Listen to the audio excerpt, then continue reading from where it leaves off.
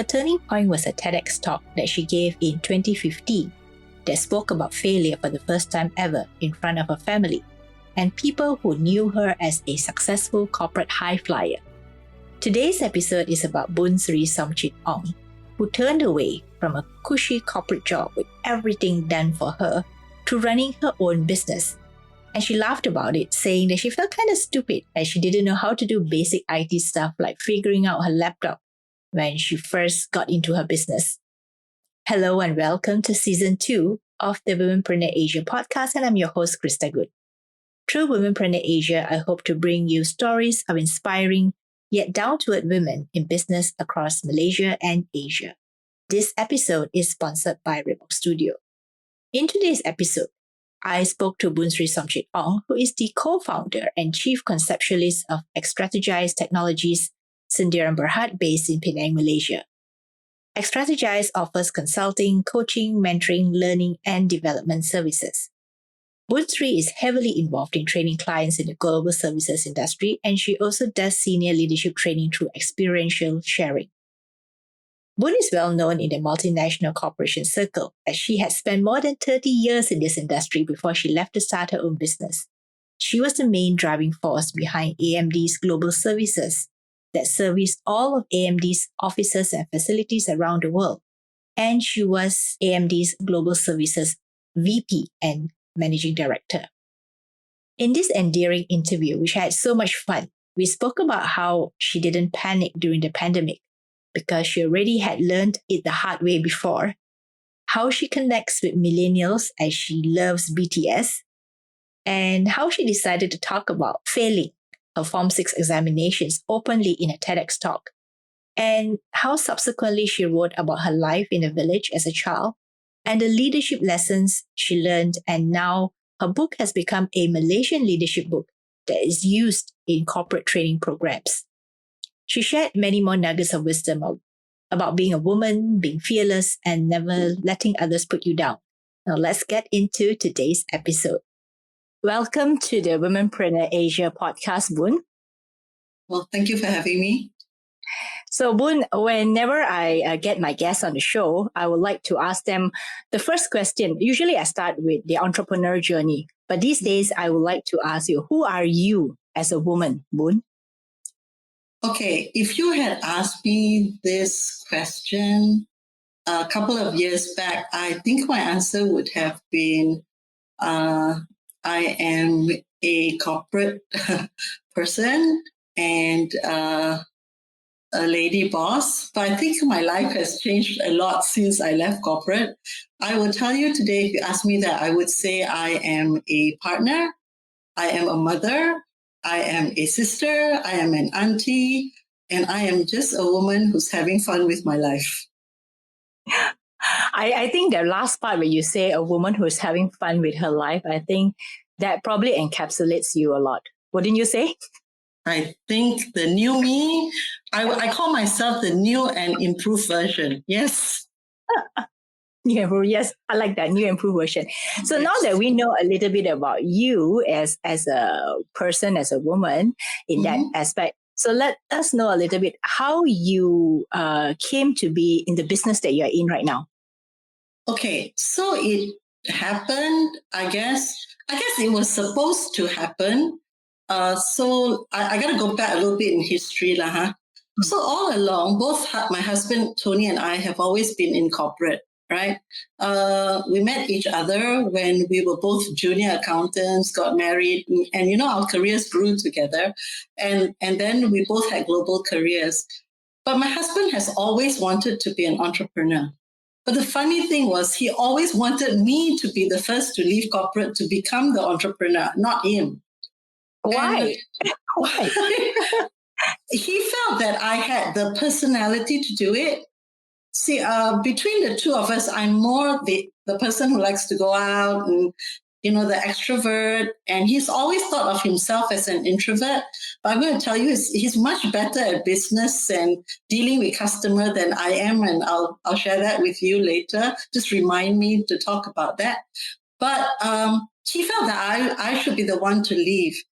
And, after being in corporate for more than, at that time was 30-something, 20-something, 30-something years, you kind of feel comfortable where you are. And the money was good. There was travel. And so I told him I wasn't ready to do this, and I wasn't ready to leave it all and go out. So he left. He went out. He did. And so he started the business in 2012, and I continued just having fun in corporate for another 3-4 years, I think, until I met you, Krista, 2015, right? We met in 2015. Yeah. And it was 2015 that was the turning point for me, that TEDx talk. And after that, the book. And as I wrote the book, I realized that I was becoming too much of a corporate person. Too much. The world of corporate is very different. You're very siloed. You're very caught inside the things that are happening in the organization, in the company. And I felt that, I've built organizations, I've built people, I've grown people for so many years that maybe it was time to see if I could grow my own people in my own company, using all the experiences and all the pitfalls and all the failures and all the issues that I've gone through in my life and do it. And so I left in, I think, early 2016. And I don't look back. I think this is the best time of my life. I guess there are days when I sit down and say, hell, man, I should have done this earlier, But then sometimes, you have to get over that first leap, that fear and that comfort zone. And yes, it's true. Nothing grows in the comfort zone. You still have fun, but, nothing grows. And I find that I've grown a lot since I left. When you first left corporate and got into the business with your husband, what was that feeling like? To get over that fear, of course, but what was that feeling like the first day that you stepped into your own office, your own business? When we first started, I was working in my house. As a matter of fact, I was sitting in this very same place I'm sitting now. I can't believe that now with the COVID, I'm working from home again. So I'm just sitting here because we didn't have an office. We didn't, because his office was actually in KL, And so his office was in KL. And so when we decided that we were going to start the office, one of the conditions I gave him was I'm not moving to KL. I love Penang. I just want to be here, right? Can't imagine living in KL. So I said, I just don't want to go to KL. So I want to work in Penang. And we didn't have an office yet. So I worked from home. And what was it like? Actually, it was very hard. It was very hard. Why was it hard? Because you have to remember the work that I did. I had like 400 people working for me. And I had an admin. Everything was always arranged, All I had to do was open my mouth and everything was done. People worked for me for many years, so they know my style. And even when I travel, it was always, I was spoiled, okay? I was spoiled. So like, when you go to the airport, there's somebody to meet you at the airport gate. There's a limo, it takes your bag and everything. And then now suddenly, you run your own business. You just don't have all this, right? So my best friends are my 10 fingers. I have to do everything myself. It was crazy. I didn't have IT support, so I have to figure out how to use the laptop. And if I run into any problem, how to Google and find out how to solve the problem myself. I just said I just, when I moved out of corporate and started the business myself and working from home, I realized how stupid I was.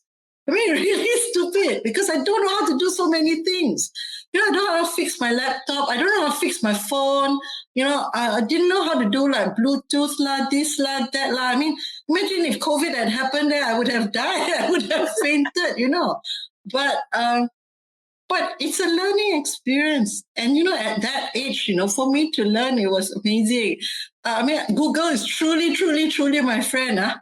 And YouTube is truly, truly, truly my friend, because I learned so much in that 1 year that I've ever learned in corporate, because I've always had somebody to do it for me. I think that was, and once I figured it out and I learned, there was no stopping me. And then I realized that if I can learn this, I can do this. If I can learn this, I can do this. If I can learn this, I can do this.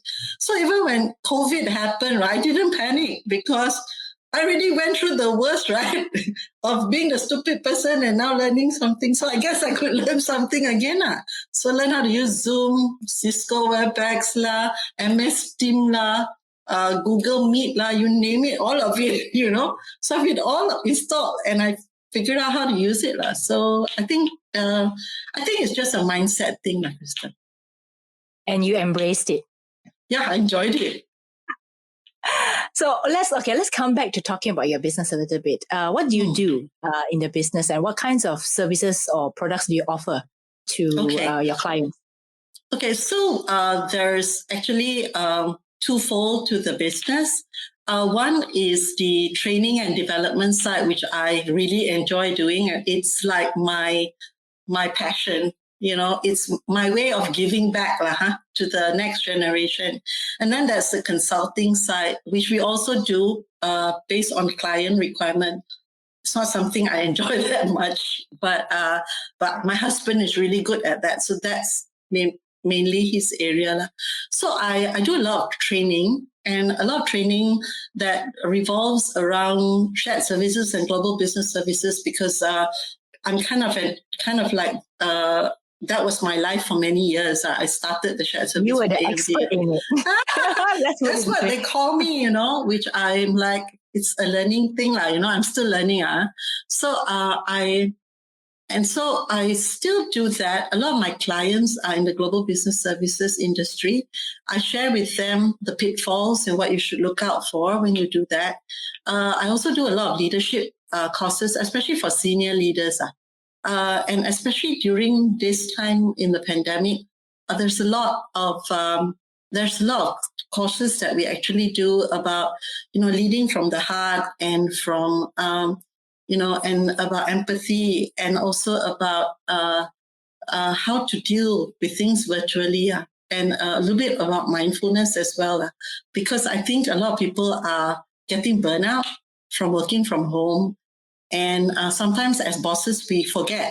We're a lot older. Our children are a lot more grown up, right? But the people that work for us have got kids that are much younger. So we need to be able to reprioritize. We need to be able to be their shelter and their umbrella against the clients, So I teach them things like this, and it's all very practical. I always believe that it's not about the theory. It really needs to be about the experience sharing and the stories that we've gone through. And everything is a learning experience for me. And even what they share with me, I learn from them. So basically, I do mainly the learning and development part of it. And I do coaching and mentoring as well. So one of the things I believe is, as part of my giving back and Tony's giving back, is anyone who attends our course can actually sign up with us for a mentoring or coaching session for free. We don't charge because, we already trained you. We want you to practice. So all these things are kind of our way of giving back. I mean, sometimes I sit back and say, why didn't somebody do this for me when I was in corporate? Maybe I would have been a nicer person, But you are a nice person. You've never. I've never. You don't work for me. Maybe I would have been a nicer person. Maybe I would have been a more understanding person. Okay. So I think these are things that you learn along the way, and these are things that you can actually always share. So for me, I think that is the value that we bring, both me and Tony, because we've got 36, 37 years of industry experience. Some of the students we train are not even as old as the number of years that we've worked, and so there's a lot of learning from both sides.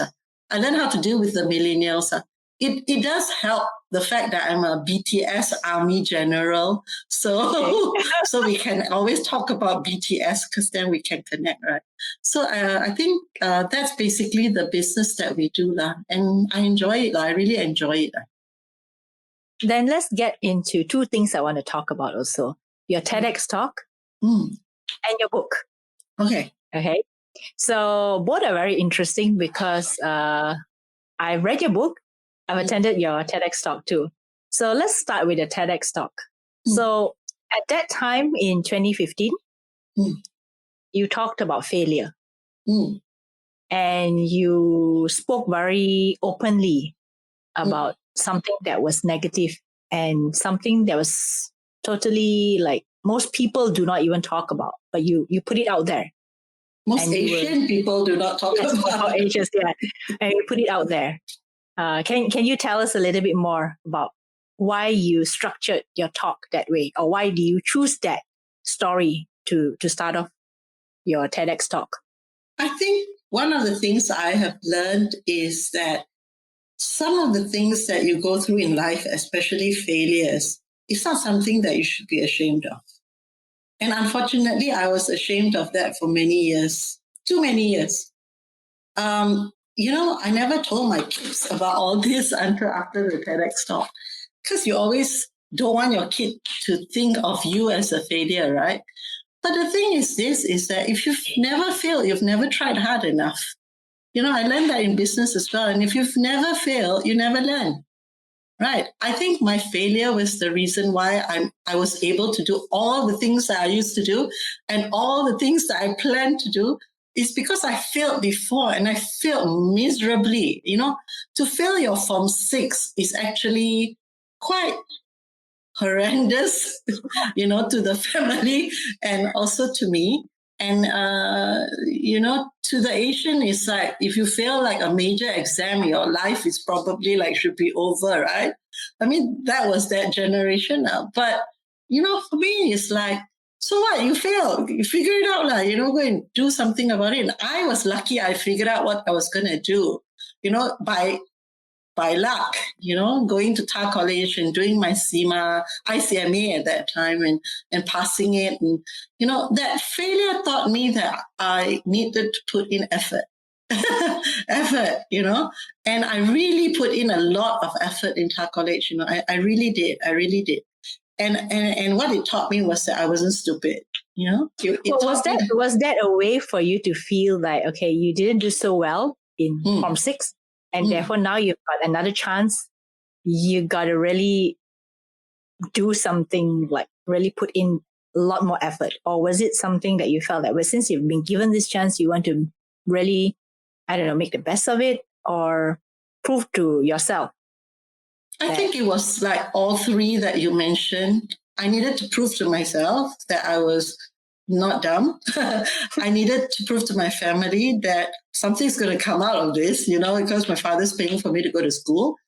And my father didn't understand what being an accountant was. I need to prove to him. He wanted me to be a teacher, and I can't ever imagine me being a teacher because at that time, his idea of being a teacher was, and this was like in the late 70s, early 80s, is that if you're a teacher, then you get holiday, and, if you get married, you can spend more time with your kids. I didn't have any plans to get married, and I enjoyed accounting when I was in Form 6. That's probably the only subject that I did well. And so I thought, why not give it a shot? Because after all, what can you lose, right?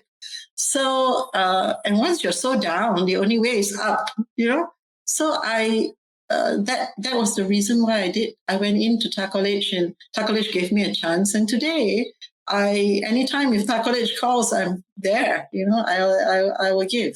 So it's I think that's it, and it's something that my children see now, and they'll do whatever they need to do, whatever to get to where they want to be.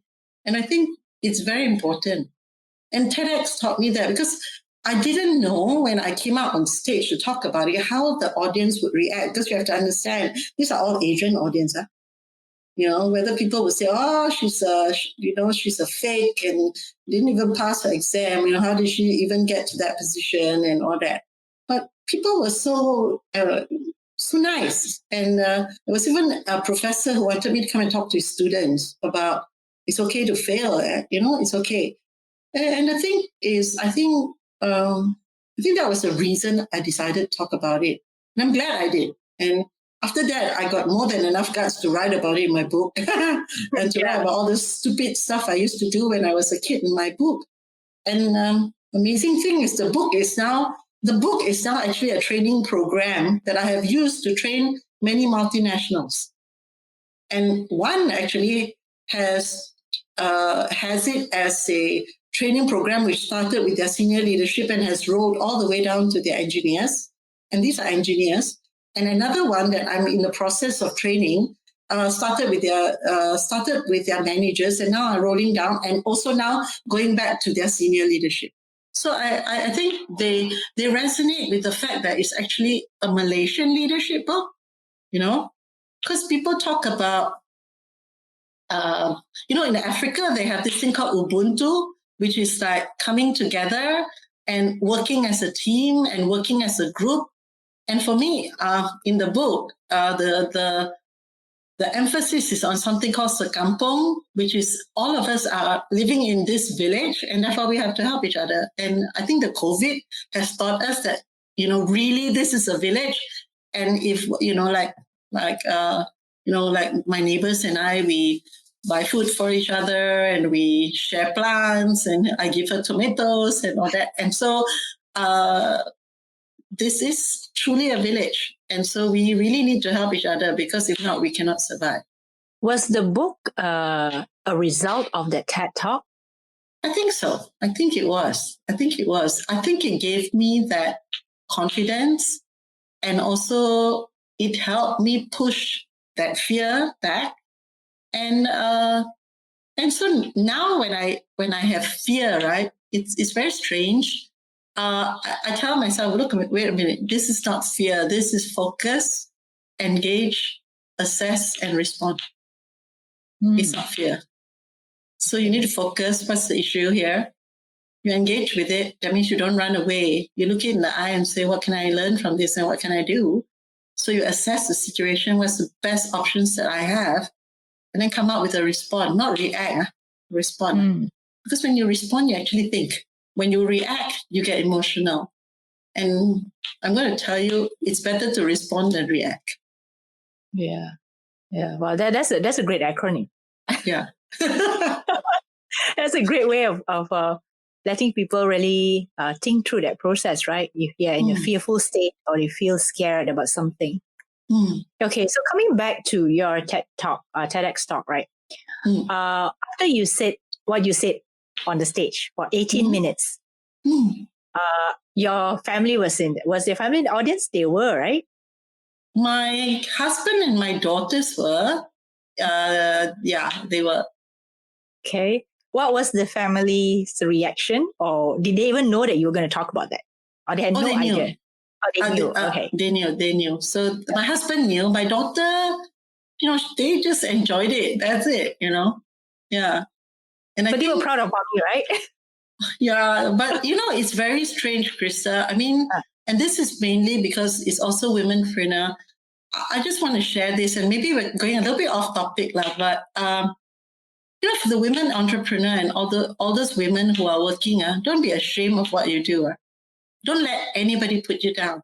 So when I was working, I used to worry about what my children would think about me because I was away from home so much. I didn't send them to school. I didn't attend all of the whatever day they have in school, days and all that. Sports days and all that. I didn't, all the concert, all that. Mommy and daddies would be away. And there were women who actually said things to me from their school. But the thing is today when I look back and also when I ask my children, do you guys regret that mommy worked? They said no. They said that if you didn't work and daddy didn't work, we wouldn't have the life that we have now. And we wouldn't be able to do the things that we do now. Neither can we, as now they're in their 20s and working, come to you for coaching and advice about career. Because you wouldn't know. But you know what it's like, because one of my daughters work in the UK. So, and another one, Andrea's here. And so to them is, you know what it's like to work in a global stage. You know, and daddy knows what it's like. So for now, whenever they have any concerns or any questions about career or how to do feedback or how to even write an email and all that, we are their coach. And so don't be ashamed of everything that you've gone through, because some women get guilty about all these. Yeah. There's nothing to be guilty about, because you will be a very useful resource for your child. I will tell you. I've actually heard that a lot from the women I've spoken to, even before Womenpreneur Asia. A lot of women tell, sometimes they feel guilty. Even my own sister, she works, she feels guilty that she's not there for her kids. So women carry a lot of guilt. And it's just, the theme keeps coming up. Overall, you talk to women and they will tell you, yeah, they do feel guilt, especially for working or for being outside the home and not being there. But like you said, it actually adds a different perspective to their lives when you can come back at another stage and advise them or coach them or even mentor them because of your world experience out there. Yeah. Okay, so now that we've known a little bit about you and your business and what you do, now let's get into your book. Okay, it's a Malaysian leadership book, but it has a quirky title. Okay. Okay, so can you please tell our listeners what the title is and tell us why that was the title of your book or how you chose the title of the book? So the title of the book is When the Chicken Dies, Everyone Cries. And it relates, actually, most of the time I do not tell the title, why I chose the title of the book, because I always find that it's really a great marketing gimmick to tell people that the title is When the Chicken Dies, Everyone Cries. And if you really want to know why the chicken died and you really want to know why everyone cried, you really need to buy the book. Okay, so are you going to tell me or are you not? Maybe I'll make an exception this time. Okay. Thank you. Okay. So how did I come up with that title? All right. It started actually in 2004 when I actually did my very first talk. And this talk was not like to a small audience. I think it was like 500 or maybe even more people. So I was invited to speak at the CIMA World Conference in KL in 2000. I don't remember, it's 2004 or 2005. And it was my very first talk. And I remember that I had butterflies in my stomach. And I'm honestly going to tell you, even today I get butterflies in my stomach when I need to talk. And so I remember walking up on the stage, okay? Walking up on the stage. And then I saw this sign, all right, that says CIMA, the borderless world, right? The borderless world. And so, and suddenly it hit me that I should go up there and talk about my borderless world, which was my village, my kampung. And in the village, I think, Krista, you came from a kampung as well, right? Did you? Small town. Yes, I consider it a kampung. Okay, I came from a place called Banting, Selangor. Even though actually I'm born in Penang, but I grew up in a really, really small place. Yeah. Okay. But everybody knew everybody, right? Yeah. Okay. Yes. And everybody kind of knew everybody's pet, right? Down to the ducks, the geese, the chicken. Like every house should know how many chickens they have. Correct or not? Yeah. But I didn't have chicken though. Okay, but I did. I had goats and chicken, not my house, but I had chicken in my house, but like the neighbors. And the thing is that in the village, if a chicken got knocked down, it felt like a family member died. I mean, this was in the 60s, right? 60s and 70s. So now you know how old I am. But it's when, like when a pet dies, you feel like you've lost a part of your family. True or not?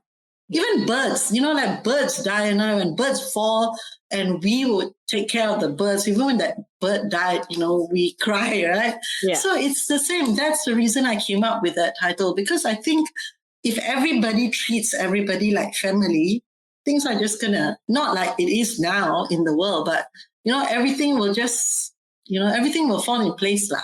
So that's the reason why I chose the title. But it is a very catchy title.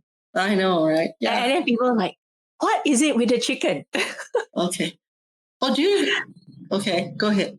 Yeah. Yeah. So then in that book itself, you talk about the stories and the stories of you growing up, but you tie into certain things or certain leadership principles that you wanted to share. Was that something that you thought about as you were crafting the entire book?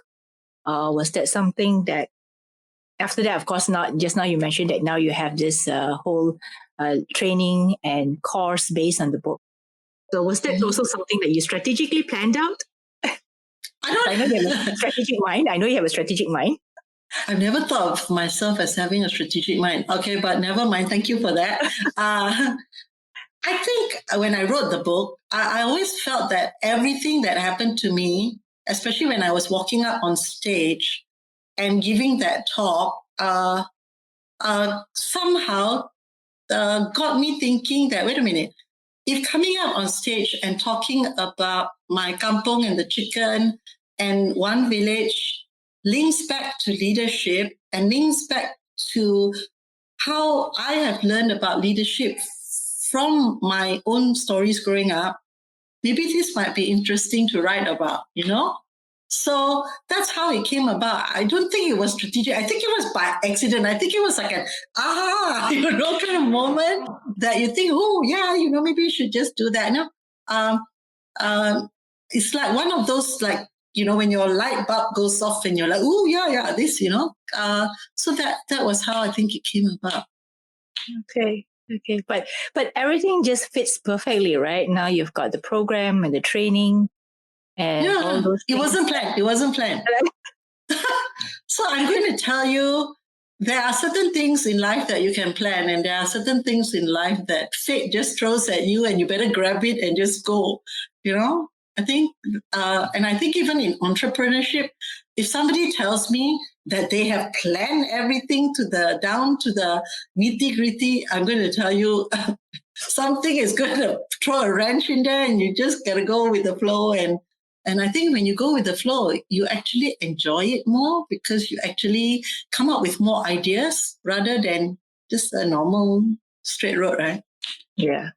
So now I want to get back into your stories because I want to talk a little bit about your heritage and your upbringing and where you grew up. So you have a fascinating story about that too, right? I mean, besides, of course, growing up in a kampong. Yeah. So my dad is Thai, but he's Malaysian. I always joke about the fact that, we are the left behinds. It's like one of those Netflix movies like the people who are left behind. I always joke about the fact we were left behind, like when they cut the border, like North Korea and South Korea. I think there was a movie about that. We were left behind in Malaysia rather than going to Thailand, right? So we were left behind. And my dad's Thai, my mother's Chinese. And so I've got like half kind of blood in me. So I speak Chinese, Hokkien, I speak Thai, I speak Malay, and I speak English. Trying desperately to learn Korean, but so far not successful. But because of BTS, right? Yeah. So I can understand the lyrics of their song without having to Google the thing or translate the thing. So, so my growing up years was a bit weird because I'm the youngest in a family of 8. And the age gap between me and my eldest is huge. My elder sister passed away when she was in her 50s, and I was in my 20s. So she was like 30 when I was born.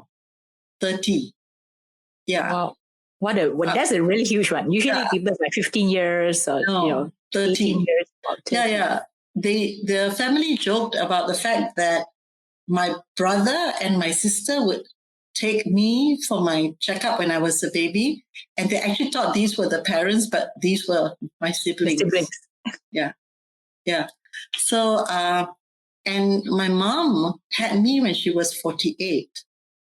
She actually thought, she actually thought that she already menopaused because she didn't have her period, right? And then she felt alarmed and she thought she had cancer, but it wasn't cancer, it was me.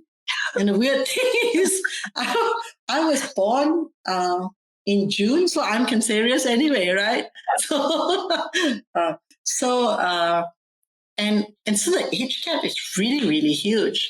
And so I grew up mainly with my nephew and nieces who about my age. Like I'm 3 years older than my eldest nephew. 3 years older, right? And for me, is they have to respect. So I'm still auntie. They have to call auntie. Cannot get away with it, right? So that must be quite odd, though. That must be quite odd. It must be quite odd, right? The age difference is not that big, but they have to call you auntie. Yeah. They have to call me auntie. So so the age gap is really, really big. And my children are almost or a little bit older or almost the same age as my nephews and nieces' children. So I'm a grand aunt, they're supposed to be auntie, they're about the same age. As a matter of fact, some of them are even younger than their nephew and nieces that are like my nephew's children. So it was interesting because my siblings were all like, already dating or going to get married or, gone to university or whatever. So my childhood was basically me, my dog, my chicken, the kampong children, my nephew and nieces. So, and I love that childhood because, people left me alone. I could hang out, I could take my bicycle, I could do this, do that. I wish my children had that kind of freedom, but nowadays a bit difficult in the places that we live in. Especially urban, right? Yeah, lor. The only thing we can do is hiking, and even hiking, we have to go in a group, cannot go alone. Like our time, we go everywhere by ourselves. Nobody cares, nobody worries about us. So that was my childhood. So to me, I am considered an accident child. And so I guess I'm a good accident. It worked out. It worked out for your parents and your siblings in a good way. Yes. Yeah. So would you say that you're growing up in where you grew up? You didn't tell us exactly location. Where was that? In Alosta. I was in Alosta, but it was one of those tiny roads, little because last time Alosta was very small. So it was like a little bit further off a little bit. Yeah. Okay. But for us at that time, it was still walking. We can walk, even though it was quite far, but we could still walk. Okay. You use a lot of your legs to get around. And bicycle. So was a lot of what you wrote in your book, right, based on your growing up years? All the stories, everything inside were based on your growing up years. And those are the leadership principles that you learned. That became the basis of the work that you do right now. Which I think is really a how should I say it? It's like everything is like fits, like you say, fits and kind of comes full circle. Yes. Like you refer back to your past to help people with their future. Yeah. Not only your future. And I think it's very important that for many of us, as we come to a certain age, we're too young to kind of retire, but we should be able to do something that we love and be willing to give with all of our heart, still make some money out of it, to be able to give back to the community, and also to share all that knowledge that you have inside you, because it's wasted if you just die with it, right? I mean, It's time to give lah. And so to me, I think that's very important. And you brought out a good point, because the last chapter of my book is called Full Circle. It's called Full Circle. So it is full circle. And I think everybody's life has to be full circle, because you have to have a realization that in the end, what were you, why are you even here lah? True enough. Yeah.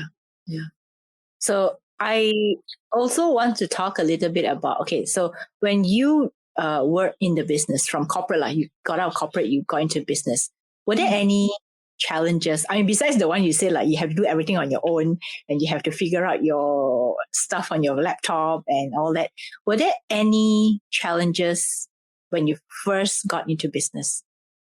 Yes, there was, because first of all, you have to go and look for customers, all right?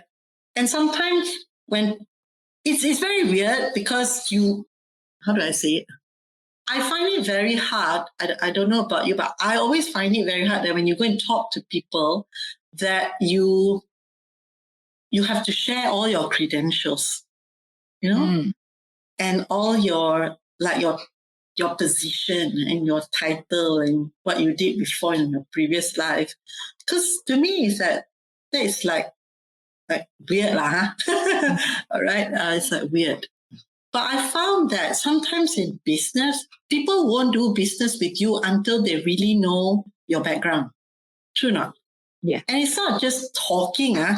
It is, you have to have, you actually have to have good, how to say, track record. Yeah. So people can actually Google you, check you out, go to LinkedIn, see what people say about you, before they believe you and give you business, right? For me, is that a very Asian thing, or is it across, since you've done global work? I mean, work globally. Is that an Asian thing, or is it like? I think it's more Asian than other countries. I think it's more Asian. Maybe Asians and Europeans, maybe lah. Americans, they like people who talk a lot lah. Right? If you can talk. I know this is very general. I mean, it's generalizing lah, but they do lah. Yeah. So I mean, if you are good at talking, normally you can get the contract lah. But it's not about talking. It's about your background. So I slowly learned to be able to talk about myself that way. And now I'm even better at it, in the sense that if I need to do an intro for myself, and I feel uncomfortable doing it, Tony introduces me and I introduce him. Oh, that's a good one. That's a good one. So you don't feel like you don't. We are Asians, right? I mean, it's not an easy thing to to talk about yourself, right? Yeah. To kind of like put yourself up, right? Yeah. So I don't know if it's a generational thing. I don't know if the newer generation are more okay with it than us. But for us, it's not something we do very well. So we figured that out, That's a great tip. That's a great technique. Yeah. So business partner to do that for you, right? Yes. And if you don't have a business partner, what you can do is, if you're bringing somebody along with you, get that person to introduce you. Very smart. Yeah. So then it doesn't come across as you're bragging, Yeah. And it comes across as, this guy is just talking about introducing you. Yeah, introducing you. Yeah. Right. So you can do that. And so I've also learned to calm down. Because when you talk to a customer, you need to be calm a lot. When you're in corporate and you're head of the corporate, and in the position that I was in, people will listen to me. But when you run your own business, not everybody want to listen to you, right now. So I've also learned to calm down, and I've also learned to listen, to catch clues and hints, right? So that I can think of how I can actually help them based on what they tell me. And you can only do that if you stop to listen. You don't talk so much, right? So again, those were challenges because working as an entrepreneur and working in corporate is a very different world. It's very, very different. Okay. And you need to, I guess you just need to learn to be more tolerant. Because in corporate, when you are the boss, when you tell people something and they've worked for you for many years, they get it. But sometimes with clients, you think you have the best idea, but people don't get it. Because maybe you are the only one who figured it out. So I've also learned to simplify. Tell things as simple as possible. But most important thing is what's in it for them, not what's in it for you. You're not important. They are important, right? So all of these things are things I've learned along the way. That I have. It's eye-opening, very eye-opening, but it's a very good learning experience. Very, very good. And so it also helps me when I deal with my children now as well, because it calms me down, right? Well, your children are all grown up, right? I mean, they're young adults, and yeah, but when you're a mother, no matter how old they are always still your babies and and your children. And sometimes you expect them to listen to you, but sometimes you just need to sit and listen to them because they have got a lot of good ideas. Yeah, that is true. We definitely can learn from everyone, including the younger ones. Yeah. Okay. So now I want to ask you this question. What would you do if you're pondering a difficult decision?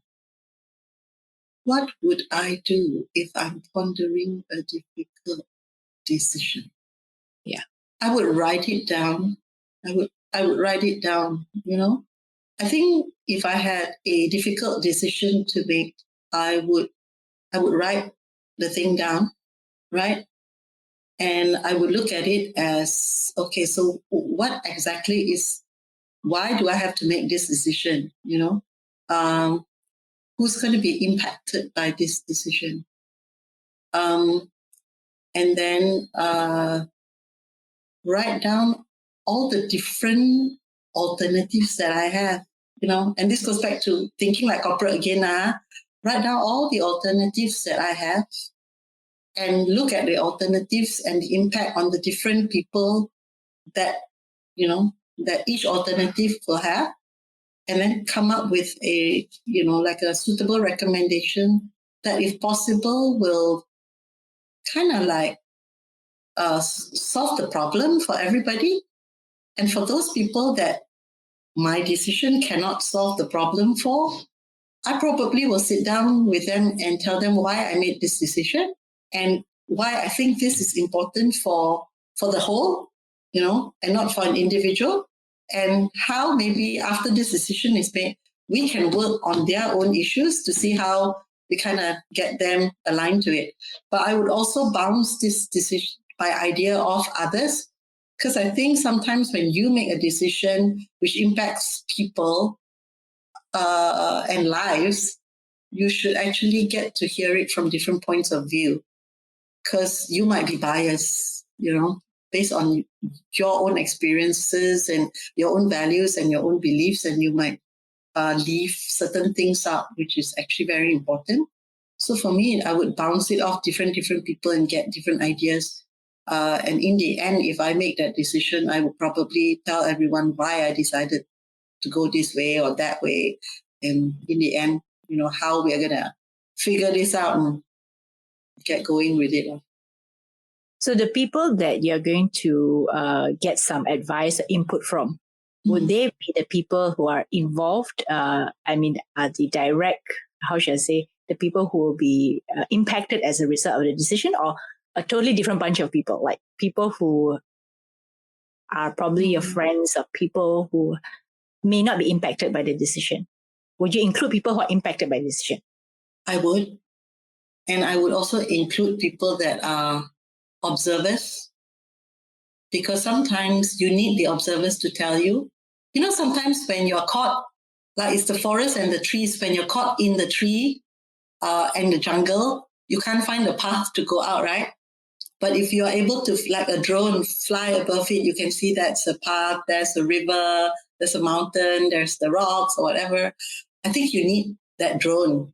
And that drone sometimes can be friends, family, and you get different ideas from. Although, by saying this, I have to tell you that my decision to leave corporate, I didn't even ask anybody. I just left. Because you felt that you wanted to leave, right? I mean, your husband was in the business already. I mean, he was waiting for you to come out. Yeah, I guess that one, I made that decision for myself because it didn't impact anybody else. It didn't really impact anybody else. Corporate could always find somebody to replace me, or I would try and help them find somebody to replace me. And it wasn't like somebody was like so reliant of me having to work in corporate. And anyway, when I come out and open my own business, I would still be working and still doing things, but doing the things that I enjoy doing. So that one, I actually took a long time as well. And I did what I did. I wrote it down and the alternatives and all that, but I didn't bounce it off anybody else. As a matter of fact, after I left, I sent a WhatsApp to my family and say, guess what? I've resigned. And what was their reaction? Like, why? Such a good job. There was some. You had such a great career. My sisters were a bit surprised, but you got to try different things in your life. I thought it was fine. Yeah. Okay. So then now I'm going to ask you, what are you no longer afraid of? I know you're not afraid of a lot of things, but I just have to ask you this question. What are you no longer afraid of? Probably now. I am no longer afraid of working from home because I used to be afraid of working from home. And I used to be afraid of working from home because I always felt that I was not productive when I worked from home. Because half of the time I would be sleeping or doing other stuff that I should actually not do, and also getting very sloppy. And as you can see now, I don't. I actually take the trouble to get dressed up when I'm working from home to feel like I'm in an office. So I'm not afraid of working from home anymore.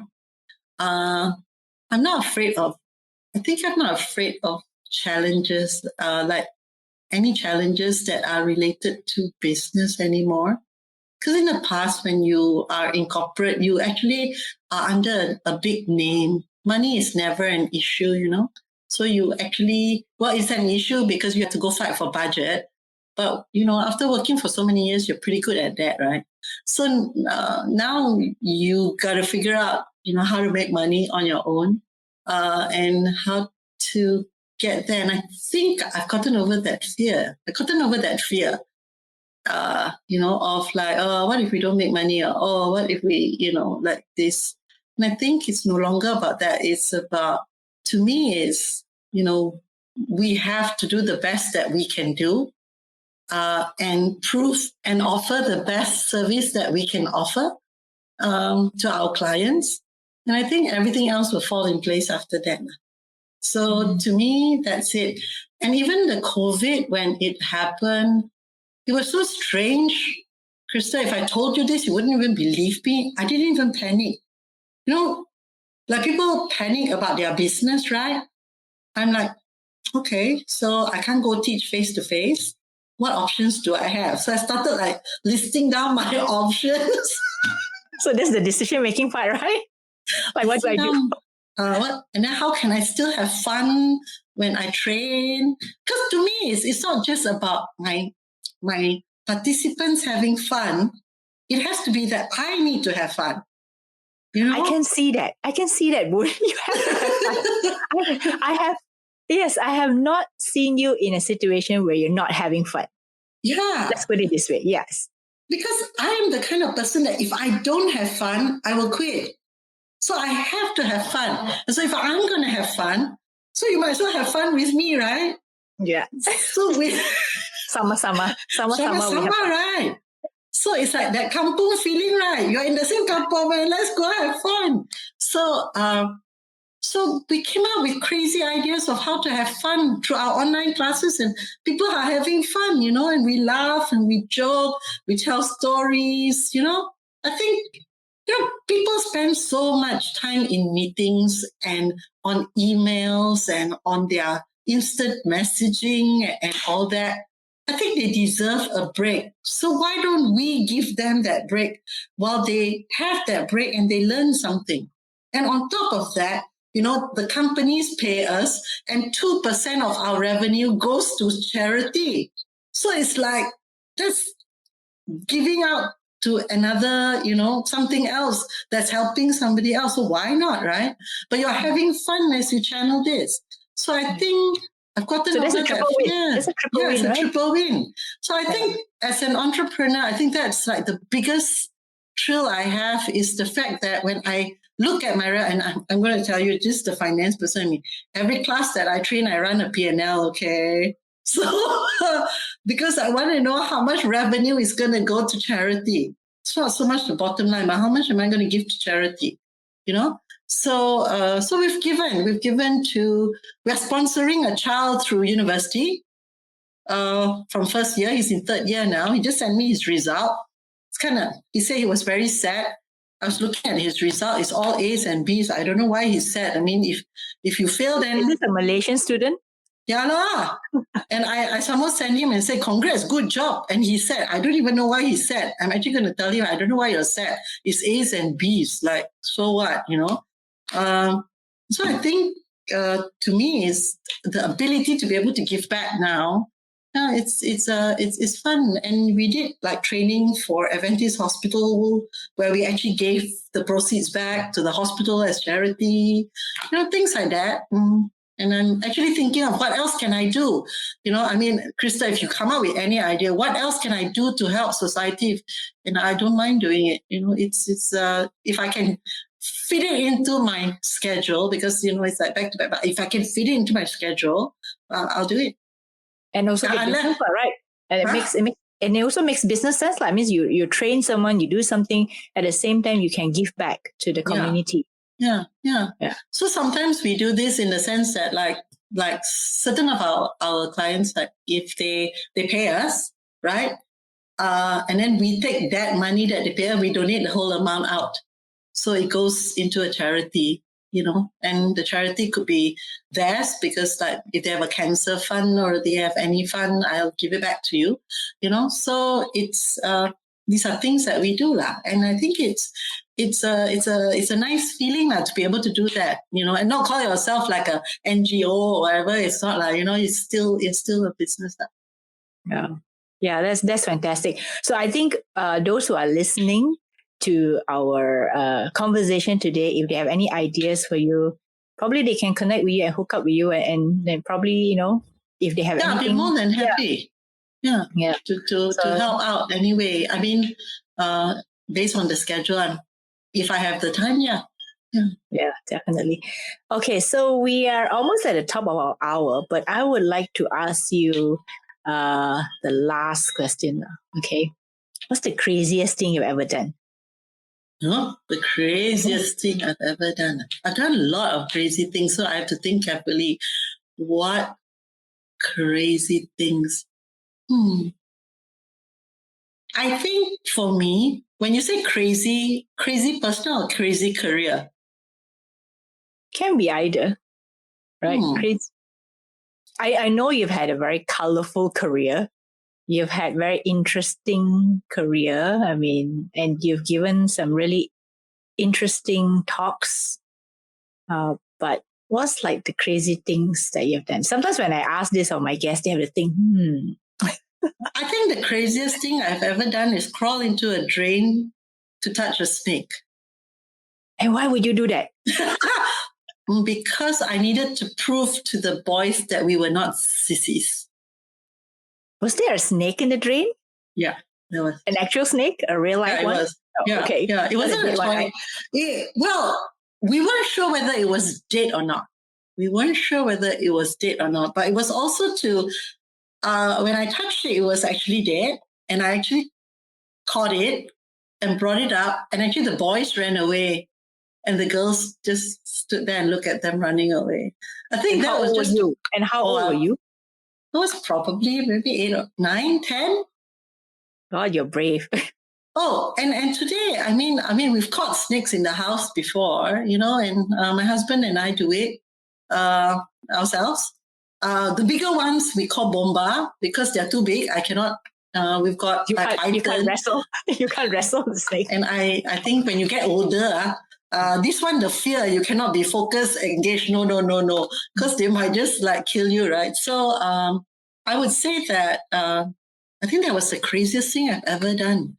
And I wrote about it in my book as well. But it taught me a lot about, sometimes with bullies, you gotta stand up to them. And sometimes to stand up to them, you got to do crazy things like this. Right? Yeah. Yeah. And on to my final question. What is a personal goal that you're currently focused on? Oh, a personal goal. My goal is always to work myself to retirement. I don't know if it's I think to me that's a really big goal. I don't know whether I can actually retire because I cannot sit still.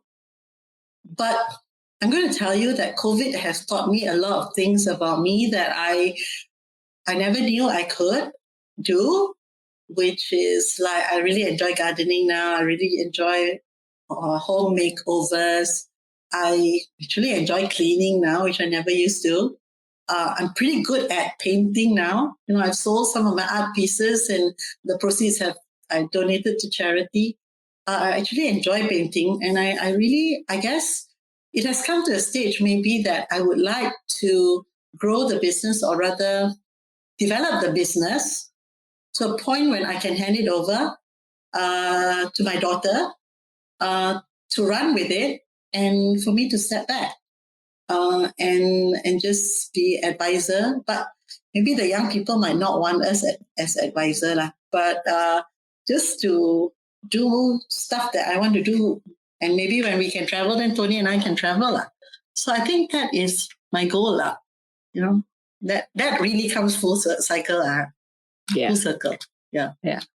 So is that also your legacy for your children? Legacy. Or do you have any other legacies? For one. The other one does not want to do this. The third one, I don't think she wants also.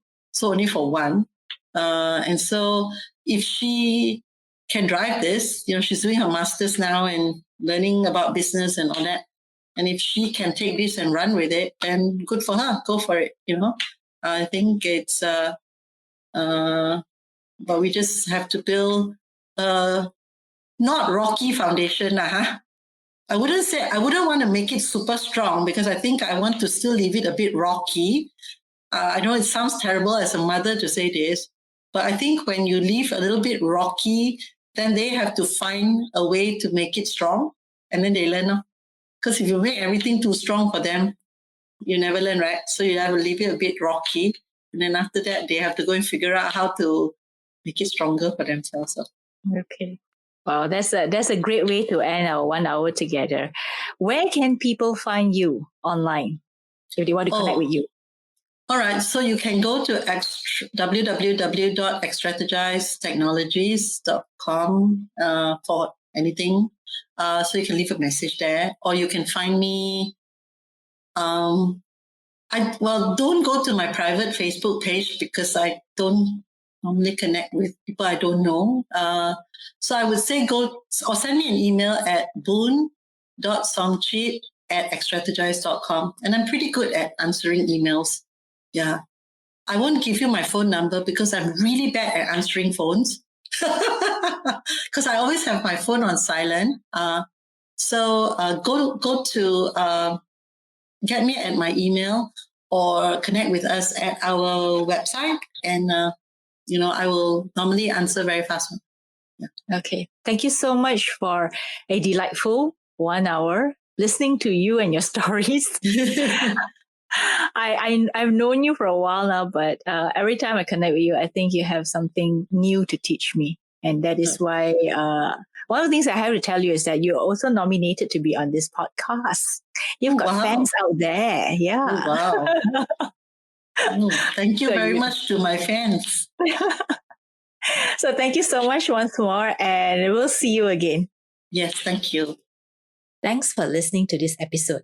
Get all the links and additional show notes on our website, womenpreneurasia.com. If you like what you've heard, please subscribe. It would definitely help me grow Womenpreneur Asia and have these stories reach out to more women and men. In next week's episode, I'll be speaking to Michelle Yeoh, who is the co-founder and general manager of Dandy Modern Food in Penang, Malaysia. Dandy Modern Food has 2 outlets in Penang, with an outlet planned for Kuala Lumpur. However, she and her husband Jamal had no prior experience in the restaurant business except that they loved food, and Jamal was missing the food that he used to grow up eating.